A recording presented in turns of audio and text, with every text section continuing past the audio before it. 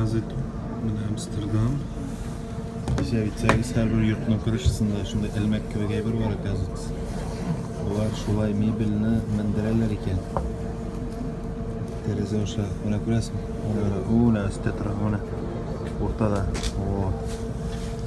Nese eğitim. İgrek motor tanış yaşaylar falan. Dünya kumalarda beytireyim. Solmak kına. Joyinçikler harmoniyada yaşaylar. Bir motor olmasın dedim. İyi ne? Bir Kuba Amerikan sarakasındaki leyken. Joyinçikler. Şularının bir semene. Selam. Selam. Çıkışı mı yok ama?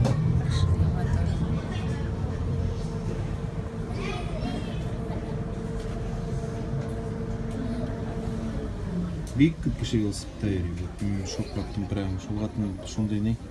Olusu da kişisi de belki de niçin olur Allah. Şirkürler bitiyor.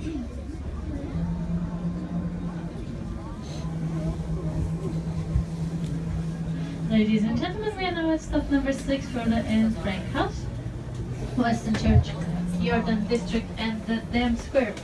Here you can also change to the blue line of the boat or the red line of the bus.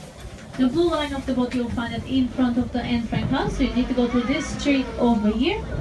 The red line of the bus you'll find it across the street in front of the Western Church.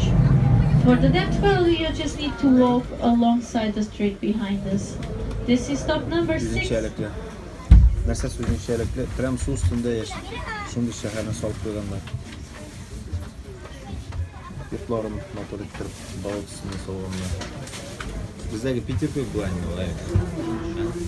Ne bir kışın çıktır oldur abi. Suda basınıyorlar.